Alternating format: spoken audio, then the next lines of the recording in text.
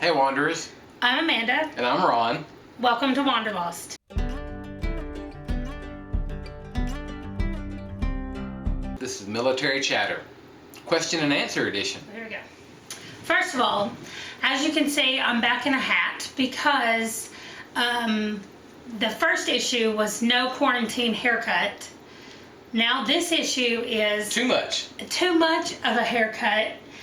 And so, I mean, you can kind of see that I have a little bit of hair, and it's like that way on my whole head. So for the next few weeks, I will be wearing a hat. So as you know, the last few weeks we've been doing a Chaplain's series here on Military Chatter, which is talking about the duties and the basic responsibilities of a chaplain, specifically in the United States Air Force. And so this is our question and answer, because you guys have been great to comment on the videos, and several of you have left questions of things that you want to be explored a little more in depth. So we're going to go over those questions here today. So question number one, this is from Eat, Sleep, RV, Repeat, and they wanted to know what kind of training, the basic training kind of thing that chaplains need. All right, so to be a chaplain doesn't require going to basic training. Now, a lot of our chaplains who are prior service, they've been through basic, they've been through all those sorts of things, and that gives them a unique window into what the enlisted airmen deal with. But specifically for a chaplain, for an individual who's coming in as a chaplain, which is what I did, first thing you're going to do is you're going to go to officer training school. It's called OTS. That is changed now. It used to be there was a separate commissioned officers training just for a group of individuals, for chaplains, for legal, and for medical. But now all that is rolled into what we call total force officer training. And so all officers coming in, whether you're one of those categories which have a direct commission, they already have their rank, or if you're someone coming in from civilian life or coming over from the enlisted side and you're earning your officer rank to come into the second lieutenant, both go through that same training together. Once you've been through that to the officer side and sort of learn to wear the uniform, or learn to wear it as an officer if you were prior enlisted, then you will go through what we call basic chaplain course. That is the basic developmental education that we have for chaplains, where you learn how to be a chaplain in the military, how to pastor in the military, because it is a different world. Some of the things we've talked about, and you'll do things as a military chaplain that you would never do as a civilian pastor. Okay. Question number two is from Bigger Behind the Trigger, and he wants to know, is there confidentiality in other branches like there is in the Air Force? Yes.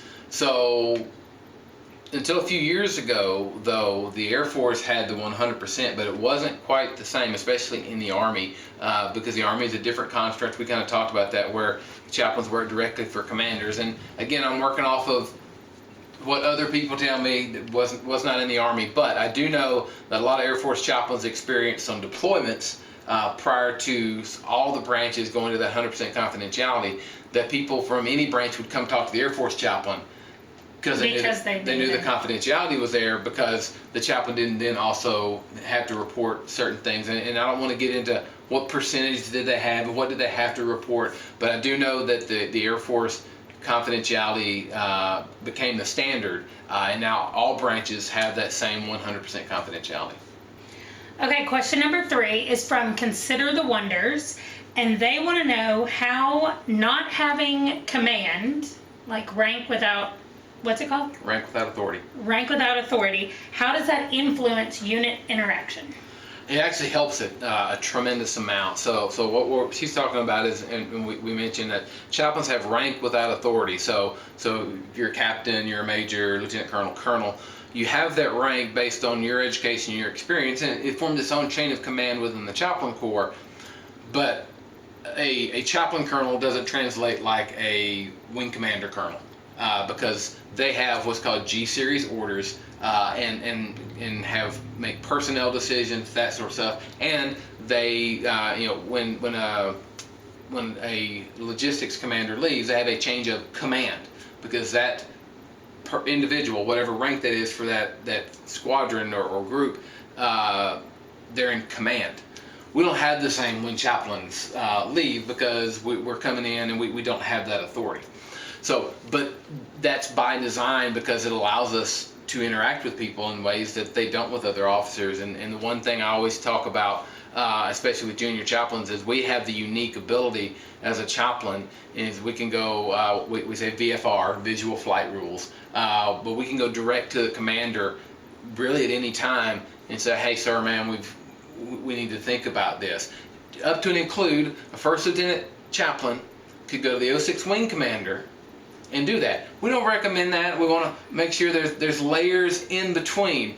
But the reality is because of our unique relationship, and because that's part of our job is to monitor and keep an eye on the pulse of a unit, that we can do that and we can go direct to that commander. And by us not having command, it allows individuals to feel safer to talk to us. So you put confidentiality with the fact that we don't have command. I can't negatively affect their career. So it allows them to have conversation with us and know that it's not going to have negative impact. So in addition to confidentiality, it's not my role to do those sorts of things because I don't have a command directive. Question number 4 is from Camper Life, and they want to know how you de-stress. So the reason they asked this, it was in their comment, is because of our 100% confidentiality, we don't, as you said in one of the videos, I don't come home and just spill out everything onto you. Right, and you can't go talk to somebody else in the chapel because you're not supposed to do that. Right.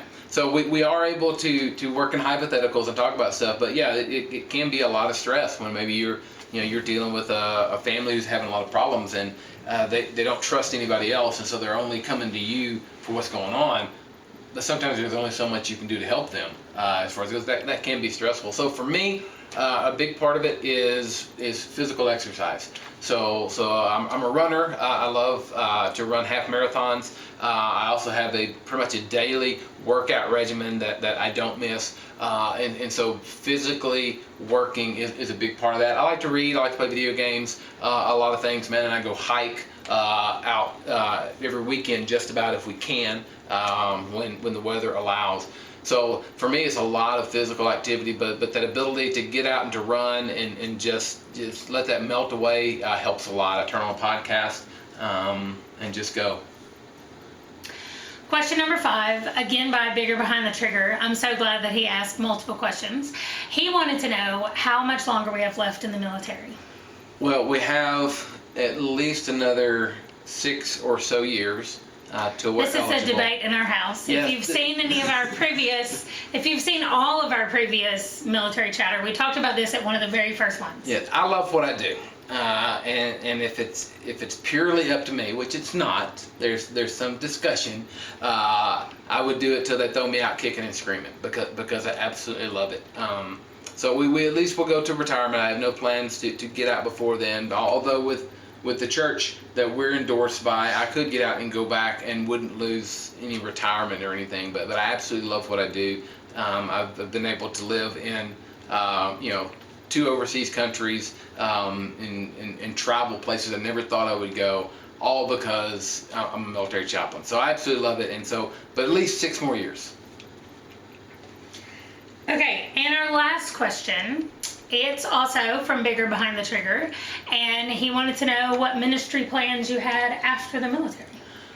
Don't know. We'll see where we are when we get to the end of this part of the road. And see what options there are. We do have a dream of hopefully being full-time RVers at some point, and so that kind of limits the things you can do. Well, that's the difference in our brains, is that I have been telling him for the last year, like, can you think of something that you could do if you couldn't be in the military and you couldn't preach? Like, what could you do? And he's like, I've been thinking about it, but I got nothing yet. That's about it. So I definitely know. But who knows what the world will look like in 6 years? Well, true, but I definitely know that there are ministries that can be done on the road. So we are wide open for whatever that is and whatever is happening again when we retire, and what the world even looks like at that point. So, but we're definitely open. I'm looking forward to it, but I am enjoying the everything that we're getting to see now before we get there. So I think those were all of our questions. Yep, that's it. So thank you guys for joining us over the last few weeks with what chaplains do, specifically in the Air Force, and I hope that it's been interesting and educational to you. It's been fun for me to be able to share that. I love to talk about what we do as military chaplains and what we bring to our military. And thanks for questions. Thanks for being interested in this. If there are other jobs in the military that you guys are interested in, you can leave a comment below and let us know. If there's a job in the military that you had and you wouldn't mind us interviewing you for a military chatter video, put that down below. And I mean, we just like to hear other people's stories about their time in service and their lives. Absolutely. So make sure to like, comment, and subscribe. Click the bell down below, and thanks for coming by. Bye, guys.